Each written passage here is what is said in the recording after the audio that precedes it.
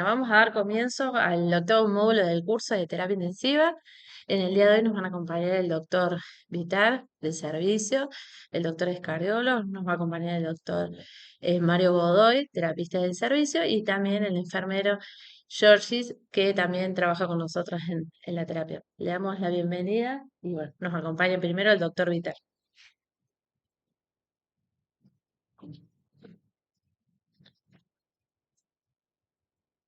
Bueno, buenos días. Ante todo, muchas gracias por la invitación a la charla. Vamos a tratar de ser más o menos conciso con el tema de lo que significa eh, la paciente embarazada con el síndrome hipertensivo.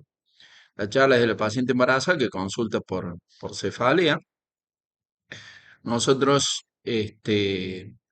tenemos en este caso una paciente que consulta al hospital, una paciente de 25 años, una paciente multípara, multigesta, tiene 4 embarazos, 3 partos a término, con antecedentes de glaucoma, sin otros antecedentes patológicos de importancia.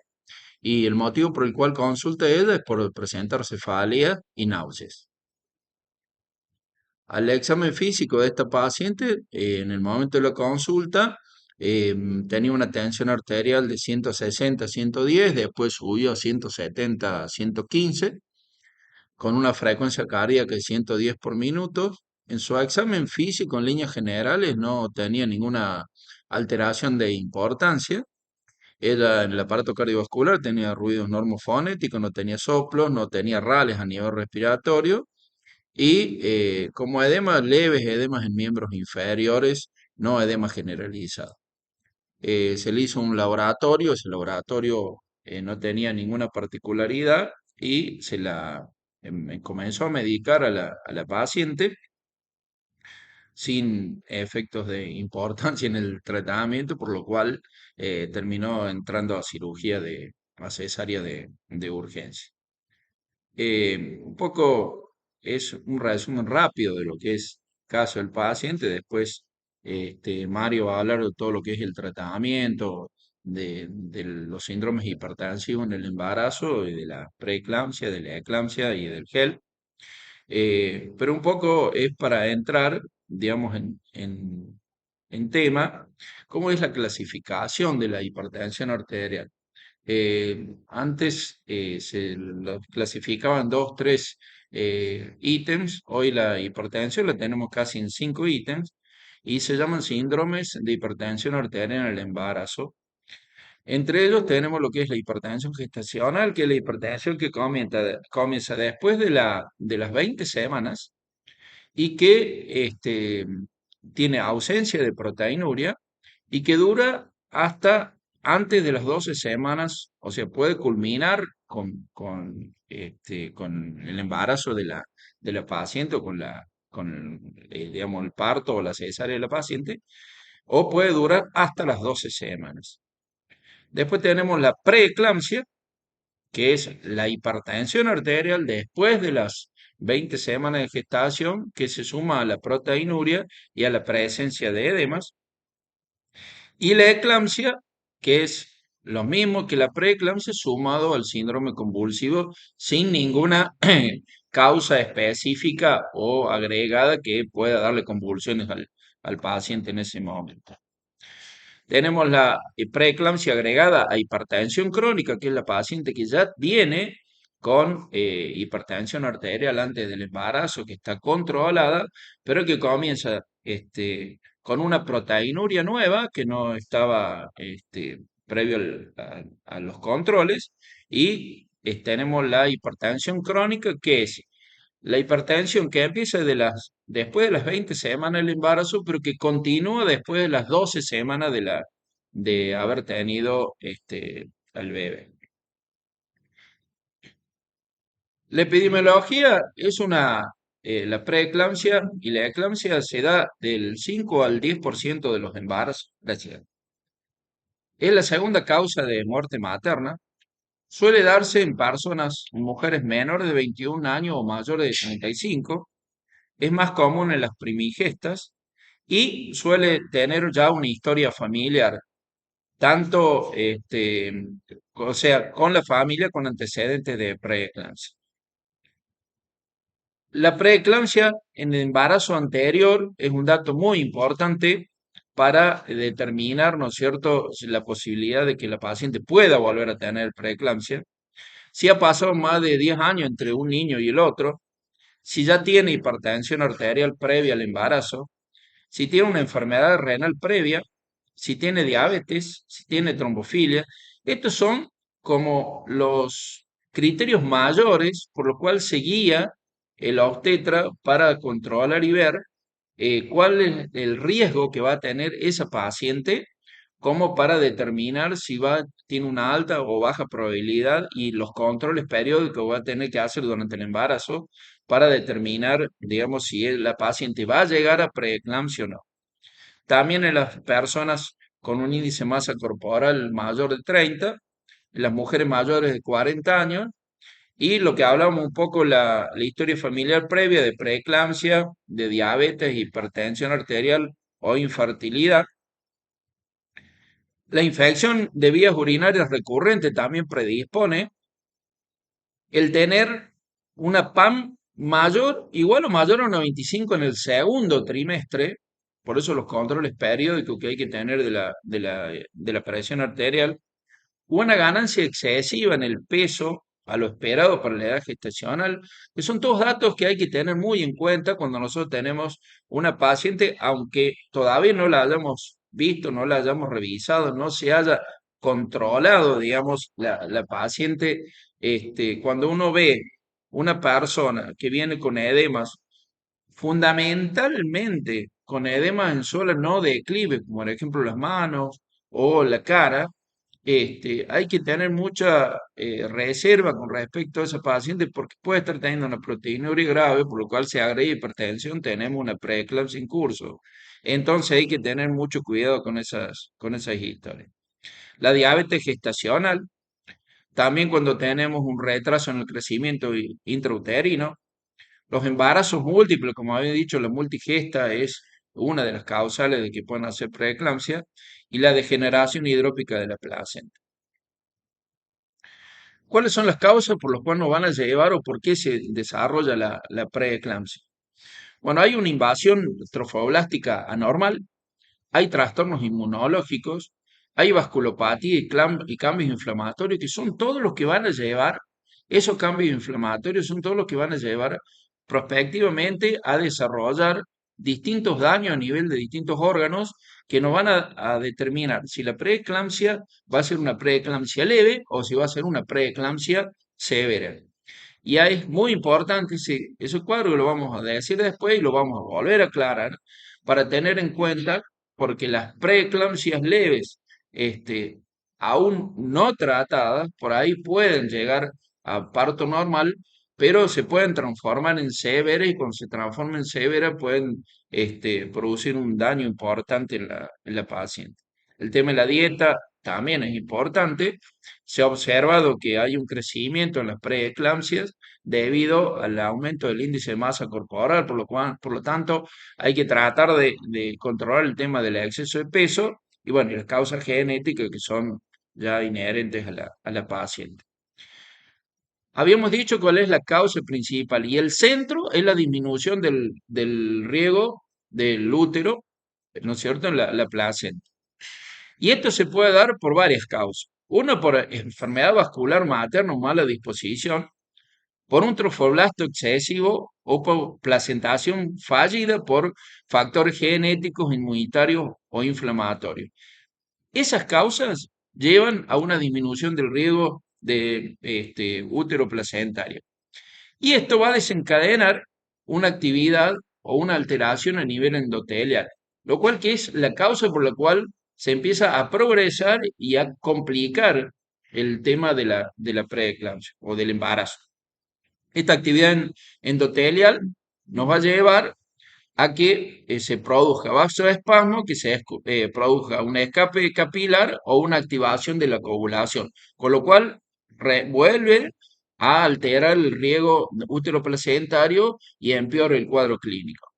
Ese vasoespasmo hay una activación a nivel endotelial y esa activación a nivel endotelial dado por varias causas, por el vasoespasmo, por alteración de los eritrocitos, ruptura de eritrocitos, liberación de hemoglobina y liberación de factores que hay disminución de factores importantes como la prostaciclina y el óxido nítrico, que son vasodilatadores, hay una disminución de esto y hay un exceso o mayor producción de endotelinas.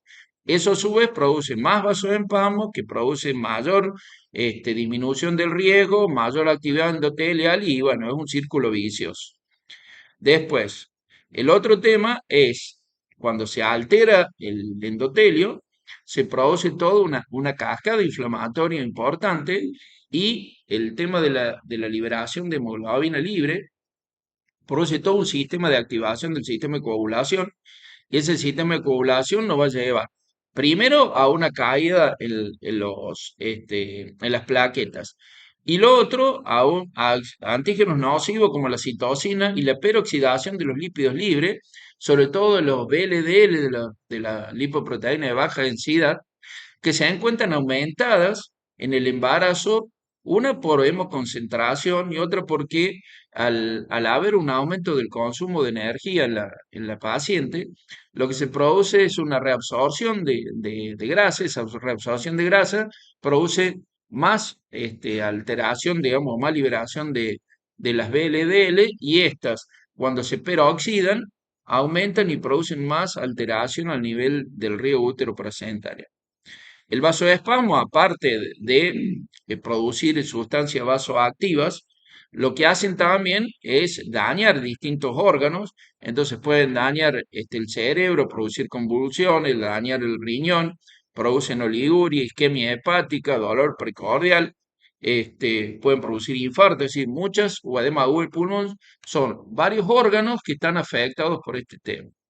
El escape capilar es lo que produce el edema, la proteinuria y a su vez la pérdida de líquido lo lleva a la hemoconcentración y bueno, un poco la trombocitopenia. Esto es básico para entender por qué, ¿no es cierto?, se producen estas alteraciones. Esto lo vamos a volver a repetir, pero todas estas alteraciones nos van llevando a que de una hipertensión gestacional o una hipertensión crónica reagudizada, etcétera, etcétera, pasemos a los cuadros principales en el embarazo, que son la preeclampsia y la eclampsia. Y la preeclampsia la podemos dividir en cuadros leves o en cuadros severos. La preeclampsia leve es cuando la paciente tiene una TA de 140-90, pero menor de 160-110. ¿Cómo se mide esto? No es que por una toma se clasifique a la paciente como hipertensión, sino que tiene que tener por lo menos dos mediciones de la misma entidad, menores a 160-110, mayores a 140-90, y que sean dos mediciones con separación de 4 horas de diferencia. Eso ya caracteriza la presencia de hipertensión. Y después el laboratorio que se va a pedir, después se va a explayar más Mario, pero más o menos vamos a hablar que cuando uno ya tiene una paciente hipertensa, comienza a pedir determinados laboratorios. Entonces, dentro de los laboratorios rutina que se piden en el embarazo, cuando ya hay hipertensión, tiene que haber un control más progresivo, más intensivo de la paciente. El tema de la presencia de proteinuria, que es igual o mayor a 300 miligramos por decilitros en la orina. También hay un índice, el de proteína creatinina en la orina, que tiene que ser mayor, igual o mayor a 0,3. Eso también determina. Y cuando no tenemos nada de esto, podemos hacer una tira en la orina y si tiene más de dos cruces también lo determinamos como proteinuria. No es el método efectivo ni el mejor para hacer, pero es un indicador, sobre todo en pacientes que tienen hipertensión arterial. La preeclampsia severa es cuando la paciente ya tiene más de 160 a 110, cuando ya tiene una proteinuria mayor de 2 gramos, cuando la creatinina sérica es mayor de 1,2 o aumentó al doble de lo que tenía previamente en un control previo. Si la paciente tenía una creatinina y aumenta a más del doble, también ya comienza a determinarse como un fallo renal probablemente producido por la preeclampsia.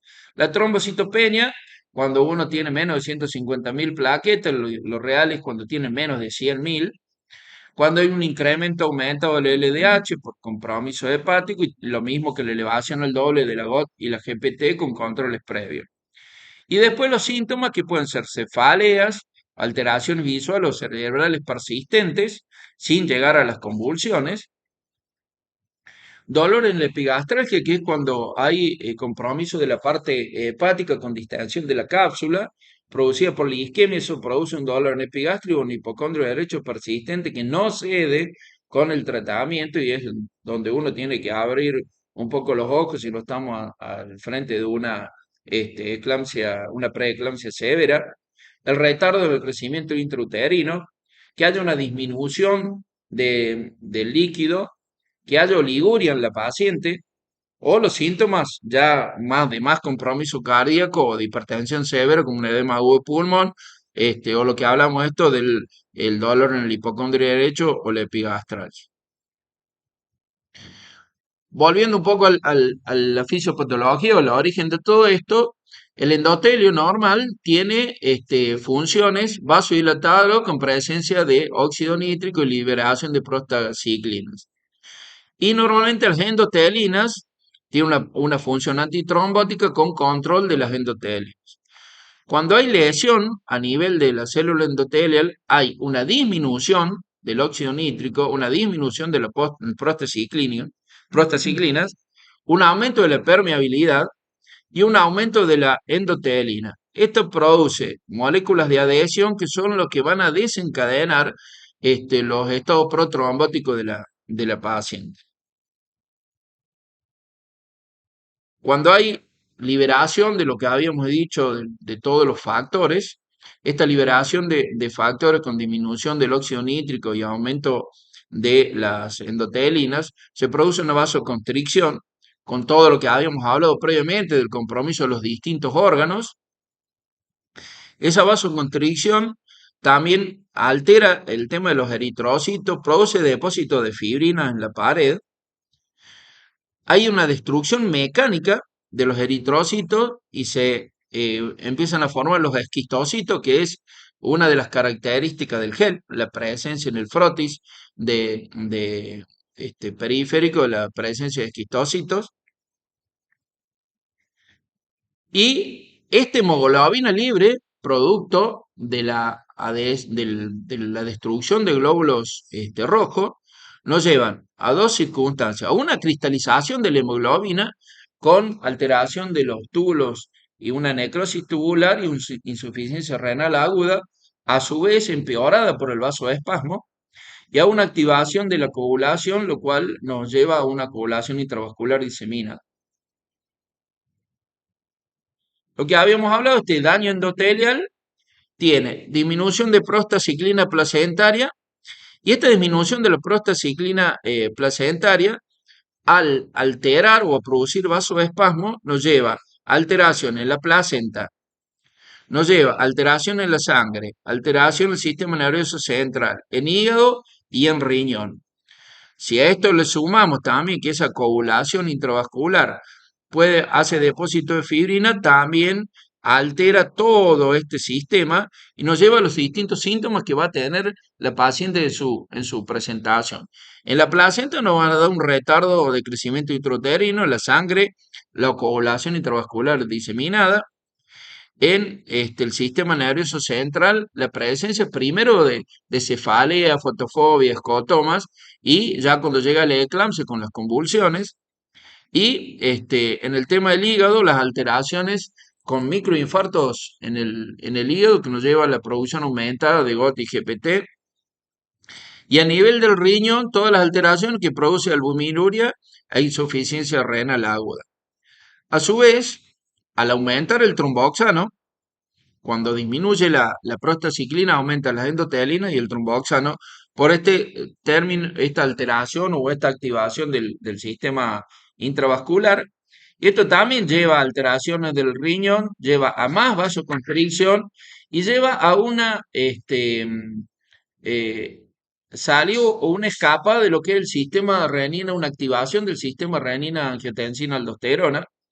Entonces también lleva a más albuminuria, más insuficiencia renal, la vasoconstricción lleva a más hipertensión arterial la alteración o la activación del sistema renina-angiotensina-aldosterona lleva a más hipertensión arterial y a su vez lleva a hipovolemia porque empieza a haber presencia junto con la albuminuria, junto con la alteración en el medio interno, a aparición de edema y a disminución de lo que es digamos, la cantidad de flujo circulante en los vasos. Esto aumenta la permeabilidad vascular, por lo que ya habíamos hablado, también lleva a esta alteración del sistema renina y lleva a la presencia de edemas. Entonces volvemos un poco a lo que habíamos hablado, volver a diagnosticar con todo esto que hemos tenido, con todos estos datos que nos puede dar el informe laboratorio, el examen físico, los distintos, digamos, elementos que nosotros vamos a usar de laboratorio y todo para determinar a dónde estamos parados. Volvemos a insistir en el diagnóstico de preeclampsia. Preeclampsia leve, entonces, TA sistólica de 140, no más de 160, aumento del 30 milímetros de mercurio, el valor previo, si uno tenemos la tensión arterial, digamos, dentro del control, pero la sistólica aumenta en 30 milímetros de mercurio, hay que abrir el ojo. Por eso, uno de los determinantes también es los controles entre el segundo y el tercer trimestre de cómo evoluciona la presión arterial media en el paciente. Si empieza a ser igual o superior a 95, también hay que abrir el ojo, aunque no tenga más de 90 de sistólico, más de 140 de 90 de diastólico, 140 de sistólica, que tenga persistentemente una presión arterial media igual o mayor a 95, nos tiene que abrir los ojos, o este aumento de 30 milímetros de mercurio. La TA diastólica, como he dicho, más de 90, o un aumento de 15 milímetros de acuerdo a la tensión arterial diastólica. Proteinuria, que es más de 300, tiene que ser más de 500, menos de 2 gramos, miligramos por decilitro, y un edema generalizado. La preeclampsia es esa hipertensión y la preeclampsia severa es la hipertensión que puede o no tener proteinuria, ¿sí? Pero sí la presión arterial sistólica es de 160 o la diastólica mayor de 110, una proteinuria que puede o no estar, pero si no está con que tenga hipertensión arterial o alguna de estos presenta esto, ya uno lo determina como preeclampsia severa. O sea, que tenga un incremento de la creatinina sérica mayor de 1,2, que las plaquetas hayan caído a menos de 100.000 por la presencia de la anemia hemolítica micro y angiopática, la insuficiencia hepática con enzimas elevadas de GOT y GPT, presencia de esa misma hipertensión con cefalea persistente, que es un poco los síntomas que la trajo a la paciente a la guardia. Recordamos que el motivo de consulta de la paciente nuestra en la guardia era una presión arterial de 160 a 110, que después aumentó a 170, que tenía cefalea persistente y que la medicaron, a pesar de eso, no, digamos, había revertido el cuadro. Y disturbios visuales que pueden ser presencia de escótomas o llevar a la amaurosis fugaz, que es reversible, en tanto y en cuanto, por supuesto, no lleguemos a complicación neurológica grave. La epigastralgia persistente, tanto epigastralgia como el dolor en el hipocondrio derecho, que habla ahí sí ya de compromiso en la parte hepática. Entonces, cualquiera de estas alteraciones, cualquiera de estos síntomas que nosotros tenemos con un antecedente, con un cuadro de laboratorio alterado, tenga o no tenga la proteinuria, porque para hacer una proteinuria obviamente tenemos que ver la paciente, hacer una orina de 24 horas. Si tenemos una paciente que no llega a la guardia con esto, que ahí sí es efectivo hacerle una tira de control en orina de proteína. Si tiene más de 2 cruces, podemos determinar que esa paciente tiene proteinuria. Si no la tiene, pero esta paciente, como la que teníamos nosotros en la guardia, tiene más de 160 sistólica, tiene cefalea persistente, o tiene dolor de pecho, o tiene disnea por falla hemodinámica, o tiene escotomas, o tiene amaurosis, o una epigastralgia persistente, Bueno, ahí la acabamos de clasificar a la preeclampsia severa.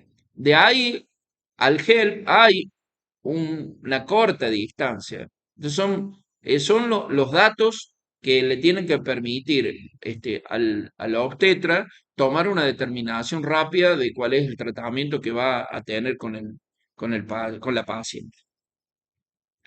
Y el síndrome de HELP, que es la complicación más grave que tenemos, que es bueno, la sigla significa eso, hemólisis, elevación de las enzimas, daño hepático y plaquetas bajas. Esa es la característica que tiene el síndrome de HELP. El HELP se da en el 2 al 18% de los trastornos hipertensivos en el embarazo. O sea, la paciente que tiene hipertensión de cualquiera de las que nosotros hemos determinado en las clasificaciones, el 2 al 18% de estas personas van a ser HELP.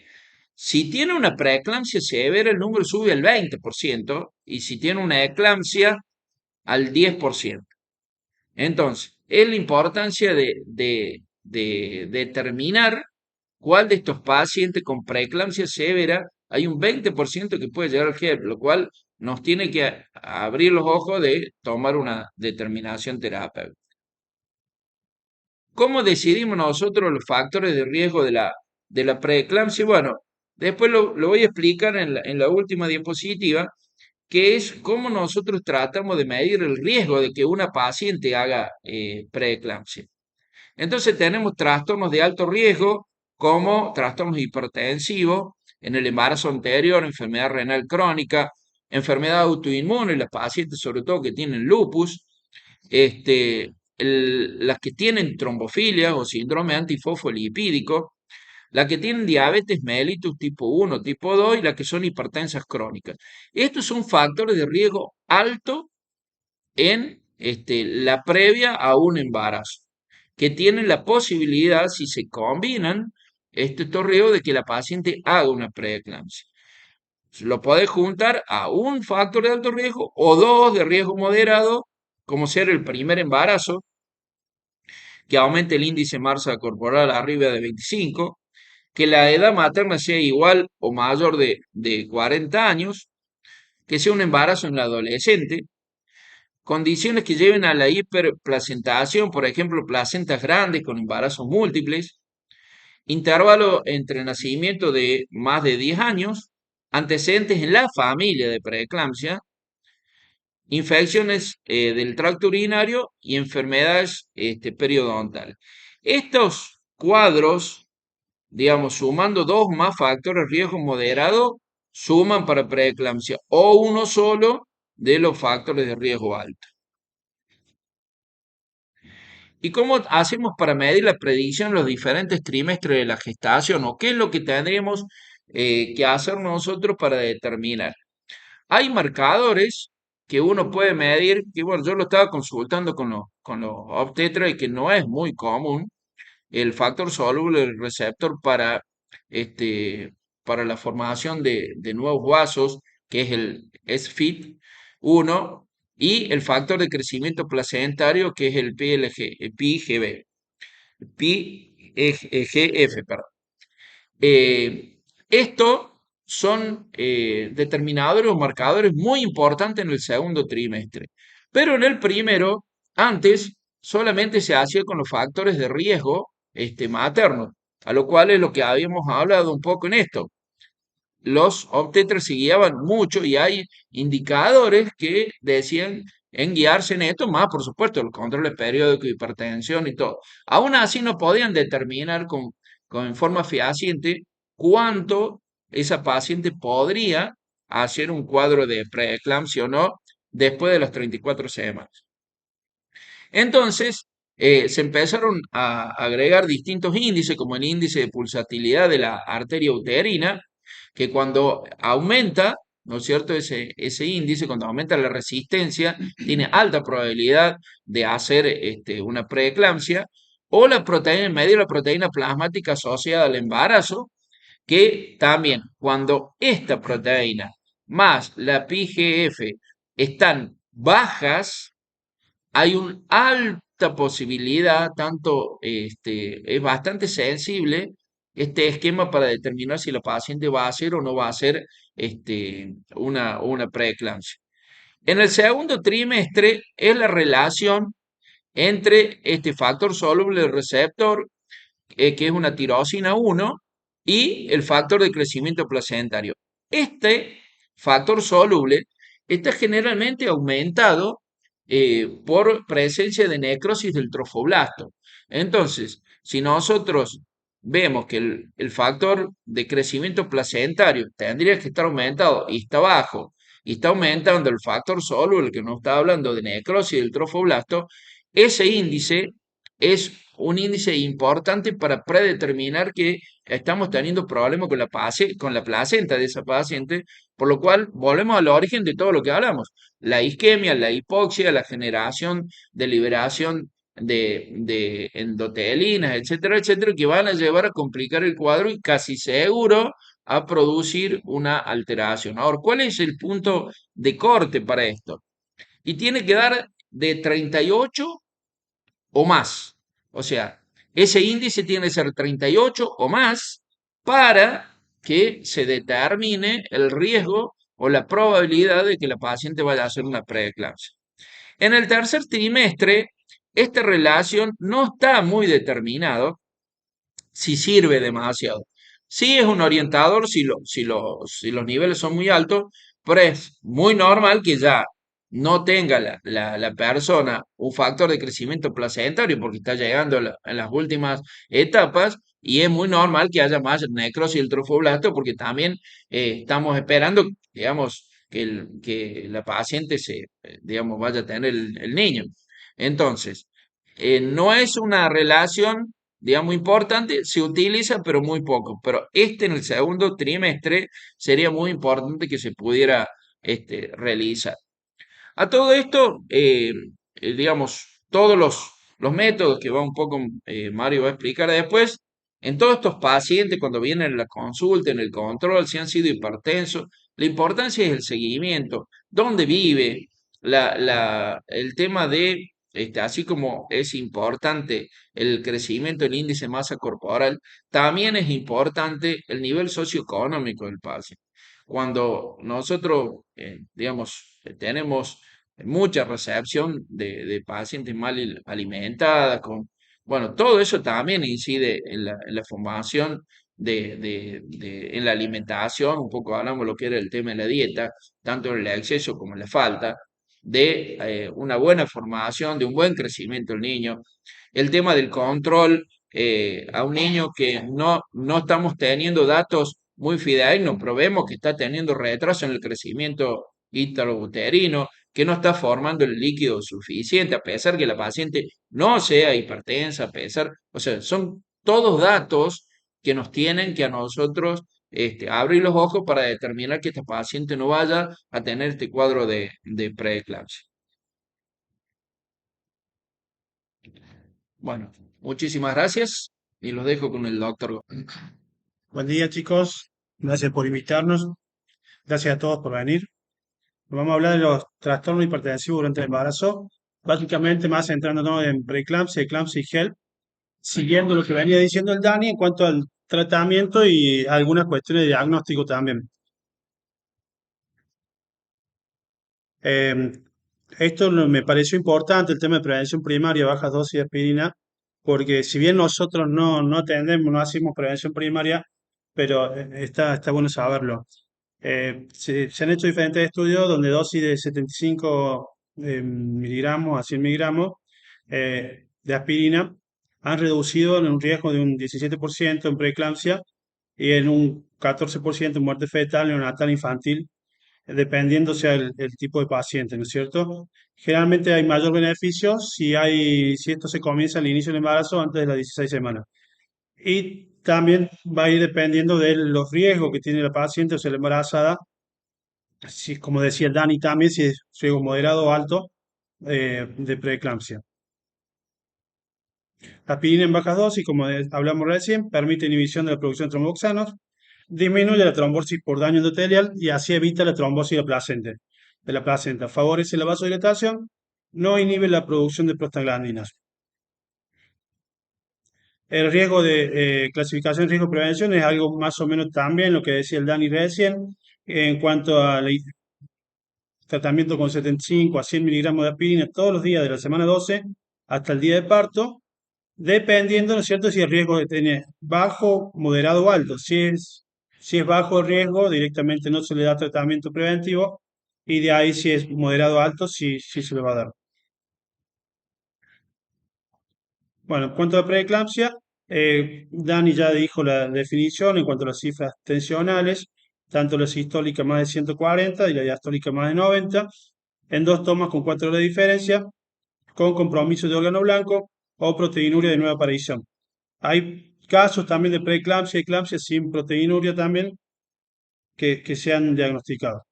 También tiene en cuenta la trombocitopenia, la disfunción hepática, edema cerebral, edema pulmonar y la cefalea refractaria. Son todo esto lo que hablaba el Dani de la preeclampsia severa. Bueno, en cuanto al manejo de la tensión arterial, esto ya cuando hay una paciente en el ámbito hospitalario, ¿no? También tenemos pacientes que vienen con hipertensión inducida por el embarazo, en tratamiento con nifedipina, con alfa-metildopa, con clonidina. Las drogas de elección son el labetalol y la nifedipina, que serían las más seguras. En este caso, por el manejo de tensión del paciente en el ámbito hospitalario, usamos la nifedipina, el labetalol. En cuanto al labetalol, se inicia un bolo de 20 miligramos endovenoso en 2 minutos. Si no desciende después de 20 minutos, se hace 40 miligramos. Y si no desciende, otros 20 minutos después se hacen 80 miligramos endovenoso. Dependiendo de la evolución del paciente, también podemos usar nitrocruciato, pero o sea, las drogas de elección, en este caso el labetalol y la lacina, que no hay en nuestro medio, o ni la nifedipina. También solemos usar, depende de lo que tengamos, clonidina, alfametildopa también. Bueno, esto es parte de lo que hablaba el Dani también recién, en cuanto a las plaquetas, las proteinurias, más del diagnóstico, ¿no? En cuanto a la eclampsia, sería la aparición de convulsiones de nuevo, generalmente tónico-clónicas generalizadas, en mujer embarazada en ausencia de otra condición que la produzca. Eso hay que tener muy bien en cuenta porque pueden haber patologías infectológicas, tumorales o alguna otra causa concomitante que pueda generar las convulsiones. Hay una premisa muy importante que acá justamente esto en el abordaje es estabilizar al paciente, el ABCD, el decúbito lateral izquierdo, o sea, para evitar la oclusión de la arteria uterina, oxígeno suplementaria, el tratamiento de la hipertensión, la betalol, como decimos recién, la nifedipina bioral, bueno, y la hidralazina que no tenemos. Lo importante de todo esto es el tema de la neuroprotección. Allá que el paciente no haya hecho, no tenga convulsión en el uso de sulfato de magnesio, es muy importante y es la droga de elección para estos casos. Si no revierte con sulfato de magnesio, que les voy a explicar bien cómo se usa, después se suele usar fenitoína también, pero hay controversias en eso. El manejo definitivo sería desembarazar al paciente una vez estabilizada, dependiendo de la edad gestacional de la misma también. Bueno, en cuanto a la prevención de las convulsiones, hablamos del sulfato de magnesio, que es un antagonista competitivo del calcio en el músculo lisovascular. El esquema de impregnación es de 4 gramos, la ampolla trae 1,25 gramos de 5 mililitros. Hay otras presentaciones de 10 miligramos, de 10 mililitros, perdón. Pero la dosis sería 4 gramos de impregnación y el resto 16 gramos en las próximas 24 horas, dependiendo del estado clínico del paciente también, porque en las últimas guías pueden ser de 1 gramo a 2 gramos por hora dentro de las próximas 24 horas. Pero ¿cuál es el problema con todo esto? Es que monitorizarlo muy de cerca, cada 30 minutos, ver los niveles de magnesio, de acuerdo a la toxicidad del aumento del magnesio, vamos a ir perdiendo, por ejemplo, el reflejo patelar, cuando hay más de 9 miligramos, más de 12 miligramos puede hacer parálisis respiratoria, más de 30 miligramos paro cardíaco. La idea es hacer un monitoreo cada 30 minutos, evaluar la frecuencia respiratoria, evaluar el ritmo de diuresis, porque esto se elimina también a través de la orina. Tiene que haber una diuresis de 100 mililitros hora. Y el tema del reflejo patelar, eso es muy importante también.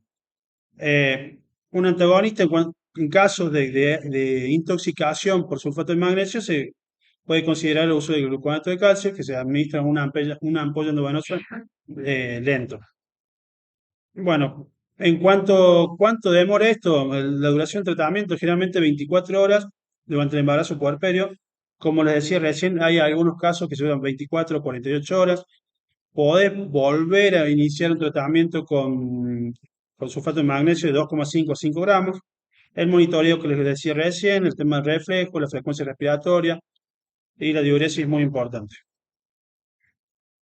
Cuando hay recurrencia, de vuelta hablamos del sulfato de magnesio o la carga de fenitoína, pero el sulfato de magnesio se ha descrito que hay un 52% menos de riesgo de convulsión que el diazepam y 67 menos de riesgo de recurrencia que fenitoína. Hay tendencia a menos infección, menos mortalidad y bienestar fetal. El manejo de la tensión. El tema de la nifedipina, eh, máximo 120 miligramos. Hay otras guías que te dicen que hasta 60, 80 miligramos. La meta sería tener menos de 140, 90 de tensión. El labetalol, como les dije recién. El tema de desembarazar, bueno, es la inducción del parto. ¿Cuándo? ¿En qué tiempo es? Dependiendo si es menos de 24 semanas, cuando el feto o el embarazo no es viable, o más de 34 semanas. Previamente eso se hace la maduración fetal, se siempre haciéndolo 48 horas después del inicio de la primera dosis de dexametasona. Las complicaciones, bueno, como habló Dani también, el tema del HEP, la abrupto placentae, la SID, la ACV, edema pulmonar, fallo renal, neumonía, paro cardíaco. Depende de cada una de todas estas complicaciones que podamos tener, va a ser el tratamiento también. O sea, si tendríamos que hablar de tratamiento es muchísimo, pero vamos a ir viendo de acuerdo a la evolución del caso. El tema del HELP, bueno, como lo explicaron recién, la microangiopatía, transaminasa elevada, trombocitopenia, el 0 a 1% de los embarazos, de 1 a 2% de preeclampsias, y 15-20% viene sin hipertensión ni proteinuria. Esto es un poquito más como para ilustrar el tema del diagnóstico. Los esquistocitos, como hablaba bien el Dani recién, la bilirrubina más de 1,2, LDH mayor de 600, las enzimas hepáticas elevadas y el recuento de plaquetas menos de 100.000. De acuerdo al recuento de plaquetas del estado general de pacientes, se evalúa si hay que transfundir plaquetas o no, si está con un sangrado activo, si va a ir a cesárea o no va a cesárea en las próximas horas, si hay trastorno de la coagulación también. Por ejemplo, si tiene una hemoglobina de menos de 7 miligramos de cilitro, ante hemólisis o brusco descenso del hematocrito, de hemoglobina, se transfunde. Se transfunde plaquetas si hay menos de 20.000. En muchos lados dice que es controversial. En caso de cesárea, sin sangrado activo o en menores de 50.000, con rápida caída, que haya una coagulopatía también y que tenga sangrado activo. Y el tema de corticoides a altas dosis se usa una dexametasona de 10 miligramos cada 12 horas por 48 horas o hasta la mejoría del recuento plaquetario. Pero no es para maduración pulmonar ni nada, es por una cuestión de estimular también la formación de plaquetas. Se dice que mejora en un porcentaje, pero no hay evidencia significativa del bienestar a largo plazo usando corticoides. Buen día, muchas gracias por la invitación para la disertación. Bueno, yo voy a hablar, no voy a ser repetitivo con las definiciones de preeclampsia, eclampsia, HELP, que ya lo dieron mis compañeros. Em, sí, vamos a tener en los síntomas, signos y síntomas de la preeclampsia, que puede ser asintomática, y se puede dar, eh, descubrirlo con los controles de tensión en cada visita al médico. La causa también puede ser que haya edema, aumento excesivo y repentino de más de 2,5 gramos por semana, el edema en rostro y manos. Puede haber petequias y otros signos de coagulopatía. Una preeclampsia con características graves puede causar daño a los órganos. Esta característica puede estar incluida dolor de cabeza intenso, alteraciones visuales, confusión, hiperreflexia, que es la reacción anormal y exagerada del sistema nervioso involuntario, dolor epigástrico o del cuadrante superior derecho del abdomen, que refleja isquemia hepática y distensión capsular. Náusea y o vómito, disnea, que es el reflejo de edema pulmonar, síndrome de dificultad respiratoria aguda, disfunción cardíaca secundaria al aumento de postcarga. Oliguria, que refleja la disminución del volumen plasmático o necrosis tubular aguda isquémica. Y raramente, bueno, el accidente cerebrovascular. Los factores de embarazo de alto riesgo bueno, son embarazos previo con preeclampsia, gestación multifetal, nefropatías, trastornos autoinmunitarios, diabetes y hipertensión crónica. Eh, bueno, los factores moderados no vamos a seguir repitiendo lo mismo que el primer embarazo, edad materna mayor alta del chico. El ingreso por guardia dentro desde la enfermería, tenemos que hacer el control de signos vitales, recaudar los datos filiatorios de antecedentes patológicos, tanto como hipertensión, diabetes, alergia, cantidad de embarazos previos, informar al médico, una vez que el médico la revise o la controle, colocar una unidad de cama fría con mayor comodidad para la paciente, realizar una vía periférica de buen calibre. En caso de que haya internada, se debe colocar la pulsera identificatoria con nombre completo, DNI, historia clínica. Esto es fundamental más que todo por la seguridad del paciente. No olvidemos que van a ser dos posibles pacientes que después hay que también identificar al bebé. Antes de subir a la sala de internación, esto se tiene que realizar todos los estudios previos, laboratorio, los que tengan que hacerle y llevarlos con el paciente. Muchas veces pasa que llegan, suben y nos quedan los laboratorios por un lado, electro por el otro, que eso nos va a facilitar también en caso de una urgencia tener toda la información pertinente.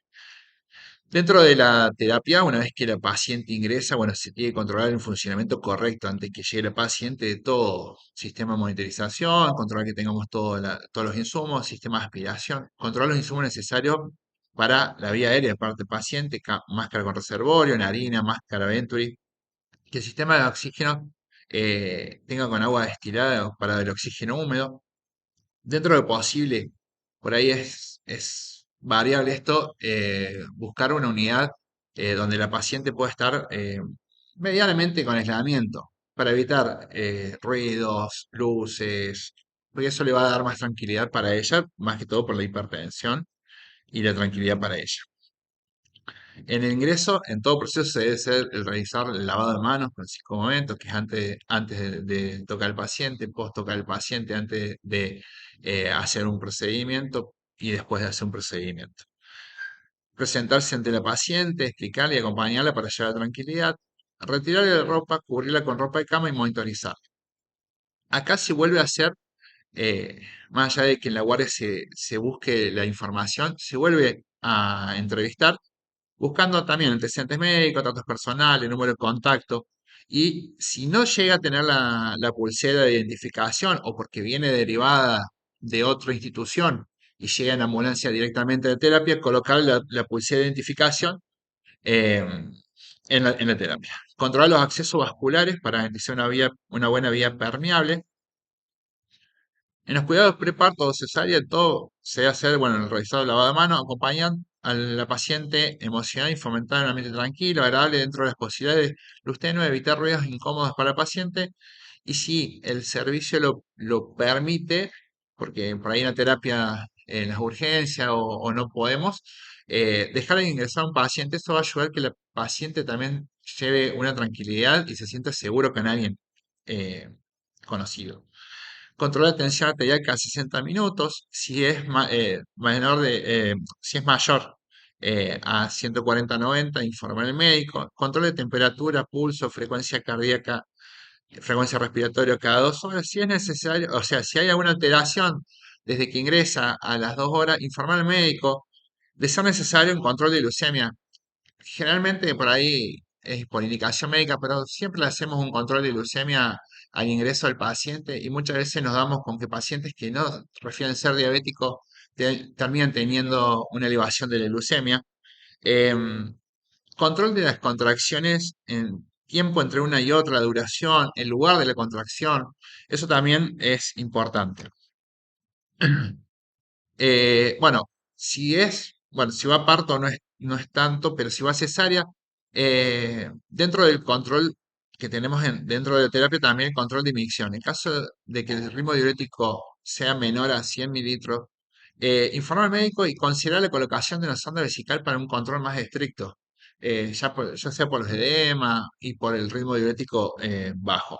En caso que el paciente deba ser intervenida quirúrgicamente, realizar dentro de posibilidades, si lo amerita, el baño y colocación de bata, gorro y botas, controlar la vía periférica previo a que vaya a quirófano y al llevarle, bueno, llevarle ropa al niño, si es que la tenemos en la terapia o si no se le pedimos al familiar, la faja abdominal y dos sábanas. Acá lo llevamos con dos sábanas porque gente cuando van al quirófano vuelven, las sábanas se ensucian cuando pasa la paciente y regresa para evitar el movimiento, ya que va a ser una cesárea, volver a movilizarla, que todo lo que significa para el paciente también conlleva con dolor post cesárea.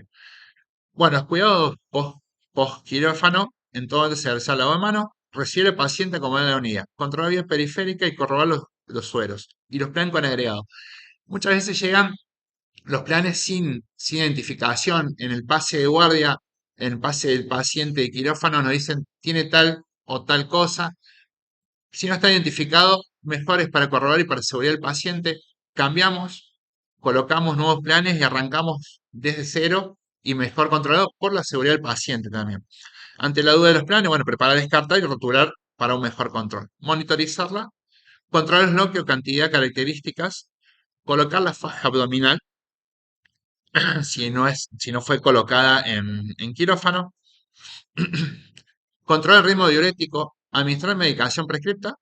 Luego que se recupere la sensibilidad post-anestesia, brindarle para un mejor confort, higienizarla, bañarla dentro de lo posible, solicitar, porque generalmente vienen y no saben nada de su bebé, cómo está, información para que se brinde a la paciente, eso le va a aportar mayor tranquilidad.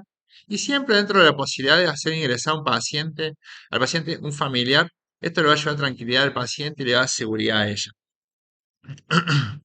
Bueno, la medicación a utilizar, ya me dijeron mis compañeros, nifedipina, levetadol, la sidra y el sulfato de magnesio. Muchas gracias.